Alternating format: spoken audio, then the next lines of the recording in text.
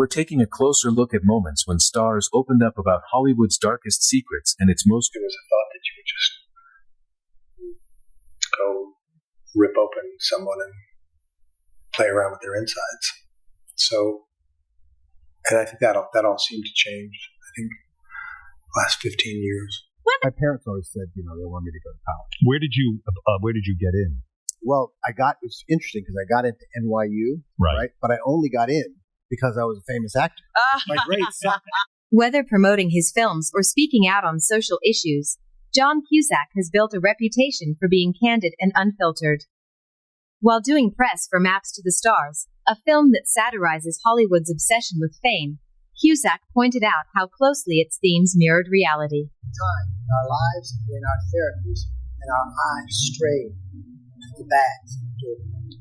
After we've wept, after we have suffered, after we've exhausted the fountain of memory and bloodied our hands, the walls of our marriage. In an interview with The Guardian, Cusack reflected on how easily Hollywood exploits the young and vulnerable.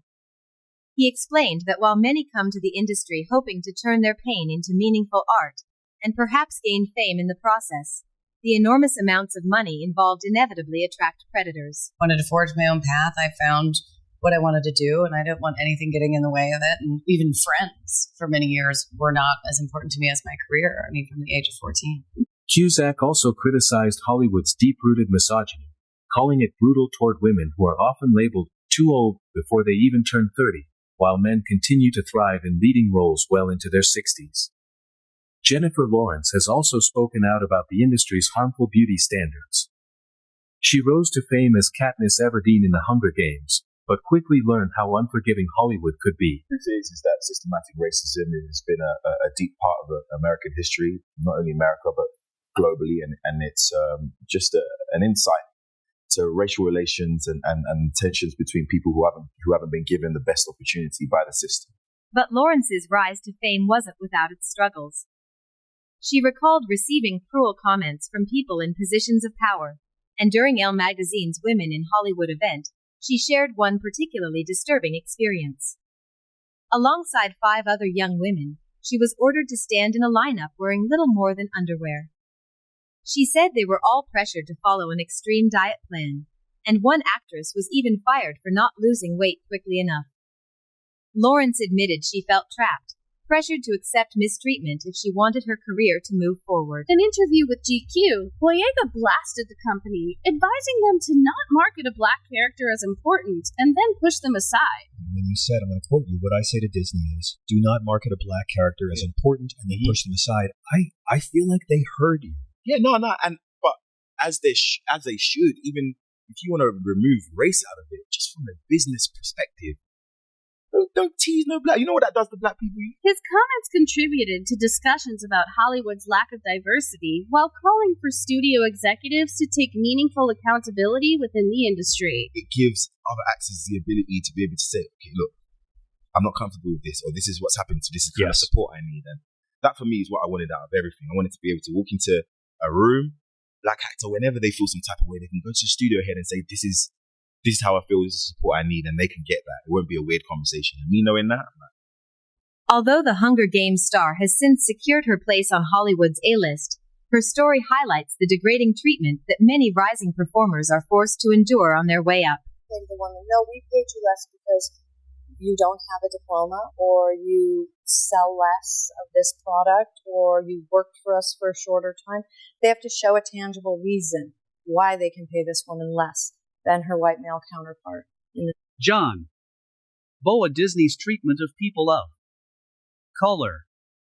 That is true, and the strongest fair pay law was passed here in California since that speech with Jerry Brown and Senator Hannah Beth Jackson, and that's amazing. But that doesn't help the women in Kentucky, and that doesn't help the women all over that are struggling. We have 33 million women and kids living in poverty with a full-time working. John Boyega has been outspoken about his disappointment with how Disney handled his Star Wars character, Finn. Along with co-stars like Kelly Marie Tran, he endured a wave of racist backlash from fans.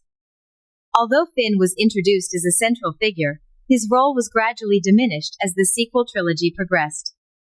Boyega publicly criticized Disney for showcasing diversity in its marketing while failing to fully support the actors of color on screen.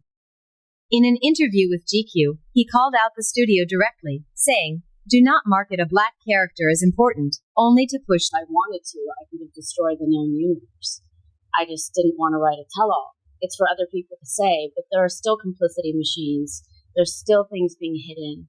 But it's all, this is progress, not perfection. And we're starting to talk. It's a great thing. His comments contributed to discussions about Hollywood's lack of diversity while calling for studio executives to take meaningful accountability within the industry. I would be the curtain. I would be the one that saw both sides, that nobody noticed, that was pretty in there just to be used and discarded when they were done.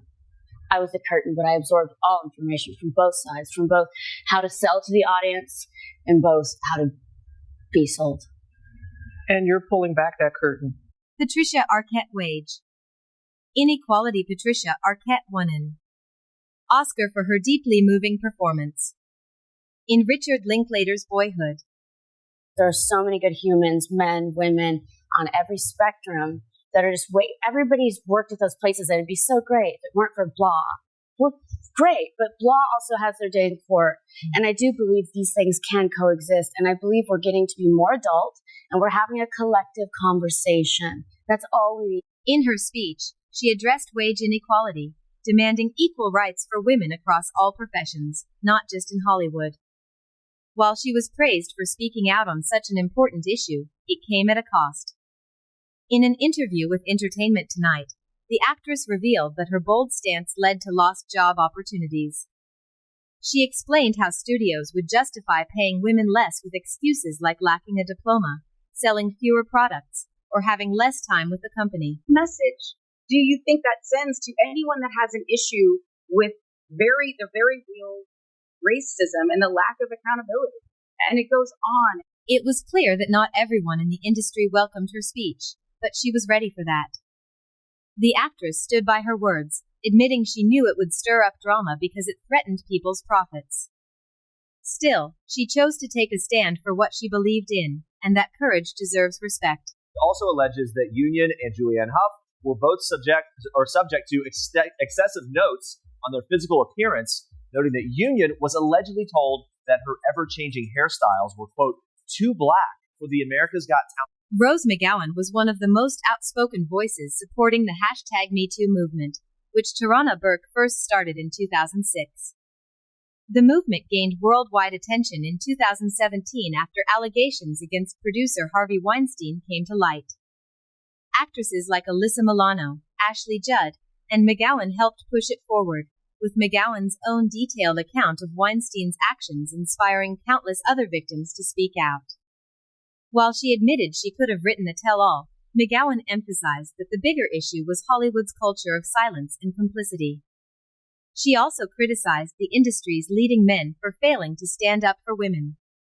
For her, #MeToo was never about perfection, it was about progress, and finally starting the conversation. Very often, millennials, young people to me now that I'm stampeding towards middle age and wearing cowboy hats, press events, approach me and say, "Oh, I love your movies. I loved you in George of the Jungle."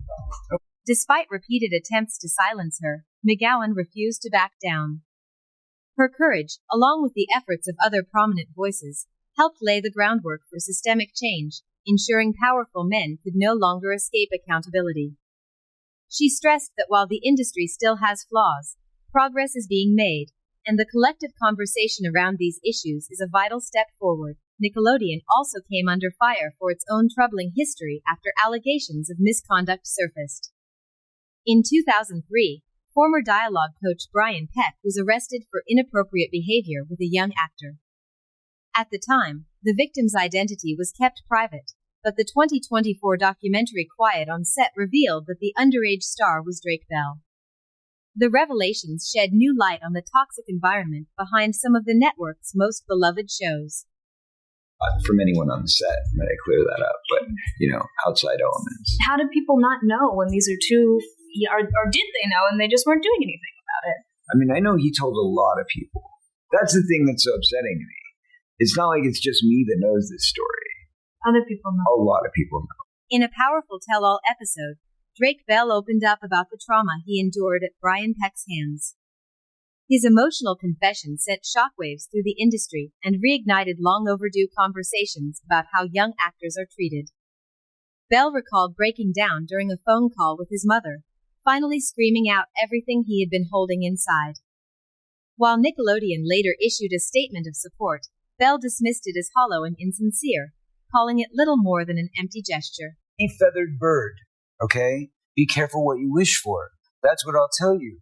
Don't go into it with naivety. Don't go into it thinking that it's all roses and You're sunglasses. damaging an entire industry. I'm sorry. I want to I'm clear not up. You trying said to. that. I'm just trying to say that it's a very important. Gabrielle Union's sudden exit from America's Got Talent after just one season raised eyebrows, especially after she was labeled difficult. Refusing to accept that narrative, Union filed a discrimination complaint, alleging she was fired for speaking out against racism behind the scenes. Variety report revealed that Union repeatedly raised concerns about racially insensitive incidents during her time as a judge. This included an offensive joke made by guest judge Jay Leno, as well as repeated criticism that her changing hairstyles were deemed too black for mainstream audiences. Union also clashed with Simon Cowell and endured excessive scrutiny over her physical appearance, a pressure shared by fellow judge Julianne Hough. Ultimately, Union settled with NBC, who acknowledged the importance of the concerns she raised. Her refusal to stay silent not only kept the issue from being buried but also sparked necessary conversations about workplace equity and inclusivity. Following the news,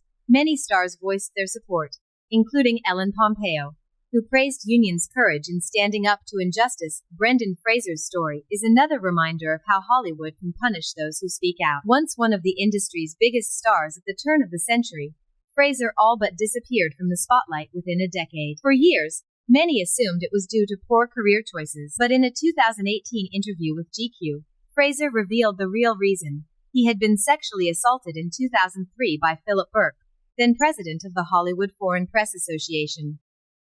Fraser said he believed speaking out against such a powerful figure contributed to his career being derailed, effectively blacklisting him in the industry. Admitting he was still frightened but determined, he explained, "Do I feel like I need to say something? Absolutely. Have I wanted to, many times? Absolutely.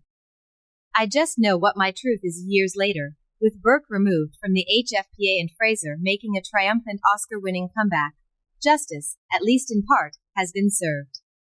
His resilience not only reclaimed his career but also highlighted the importance of breaking Hollywood's long silence around abuse and misconduct. And I vow I will release every single name that I have any knowledge of, period. And nobody's going to stop me this time, as long as people support. Corey Feldman, Hollywood's mistreatment of young performers. One of the most recognizable child stars of the 1980s, Corey Feldman never fully transitioned into major adult roles. Instead, he became known for his struggles, often shared with his close friend and fellow child actor, Corey Haim, who tragically passed away in 2010. Feldman has long attributed much of their turmoil to the toxic culture surrounding young performers in Hollywood. Speaking with The Guardian, Feldman revealed that misconduct against young actors is one of Hollywood's deepest, most overlooked problems. While he clarified that the abuse did not happen on set, he explained that outside elements preyed on him and Haim. What disturbed him most was that many people knew about it. "That's the thing that's so upsetting to me. It's not like it's just me who knows this story. A lot of people knew, and yet nothing was done." Feldman has also criticized the industry for its silence, pointing out the lack of real dialogue to confront these issues. He cautions aspiring performers not to enter the business with naive expectations. Be careful what you wish for. Don't go into it thinking it's all roses and sunglasses. Despite receiving limited support, Feldman has remained outspoken, determined to expose the darker side of fame. He has even vowed to name every abuser he has knowledge of, insisting, "I'm not playing around. This is serious stuff. Nobody's going to stop me this time, as long as people support this." Through his courage, Feldman hopes to protect future generations from the same trauma he and others